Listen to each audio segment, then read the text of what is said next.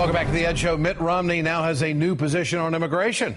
Another one. Just last week, Romney told a group of Latino elected officials that the only military service would pave the way to citizenship for thousands of young people who were brought here illegally as children. This is what Romney told Newsmax today. For those that are here as the children of those that came here illegally, I want to make sure they have a permanent answer to what their status will be. And I've indicated, in my view, that those who serve in the military and have advanced degrees would certainly qualify for that kind of permanence. I tell you, unless I missed something, it sounds an awful lot like what President Obama has been doing as of late in his position on this. The campaign is now scrambling. They told Talking Points memo that Mr. Romney just misspoke. I guess he's just as confused about his position on immigration as the rest of us are, so let's sort it out. Let's turn to Crystal Ball and Steve Kornacki, hosts of the new show here on MSNBC, The Cycle.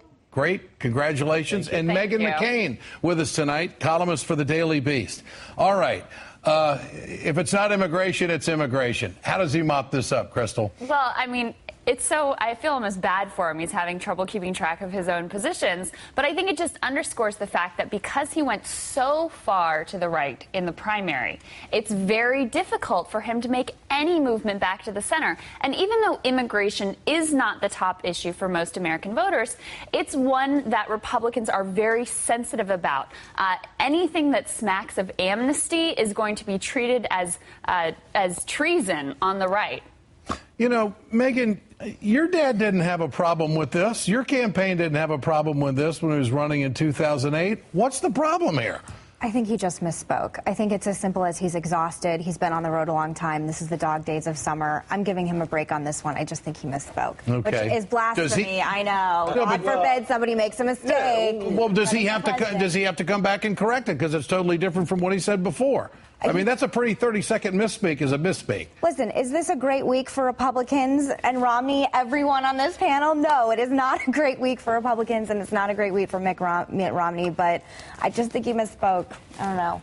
I think what's happened here is he was telegraphing pretty clearly what he was going to do on immigration after the primaries, because he did move so far to the right, and he was aware of the need to get back to the middle. And what he was going to do was wait for Marco Rubio to propose sort of the watered-down version of the DREAM Act that said, not citizenship for children of illegal immigrants, but, permanent, work status in the United States. That's what he was waiting for. And this, I think, what he said tonight sort of underscores the degree to which Obama stole his thunder.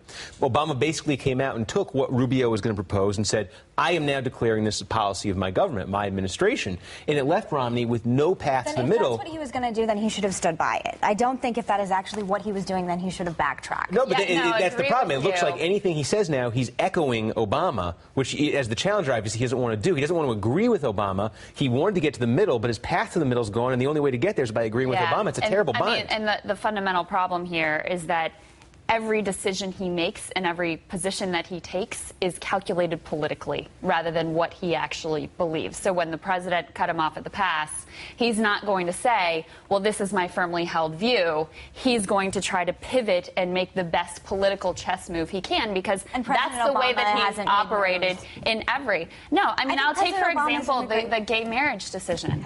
Like, that was a very politically perilous thing to do. And was the timing of that forced by Joe Biden? Absolutely. But if you look at the polling in swing states, gay marriage is still a very tough sell. So that's an example where he was courageous and politically ahead of the curve. I don't think we've had a similar one from Mitt Romney. But I think when it comes to immigration, the president just made a politically expedient move specifically for political purposes. So if you're saying... But do you believe it's his firmly held belief? The president's, of course, but I don't believe that Mitt Romney then that's the difference. I don't believe that Mitt Romney is simply doing things just for politics. I do think he believes what he believes, and he made a mistake. And I'm up against 3 right now, so... No. Like... This is Ed, the moderator here. Come on, man. All right, let me ask this. Who won the month? We're the end of June here. Who won the month? Has it been a great month for Republicans? No, but I don't know. I still think it's the dog days of summer. It's a long time till the election.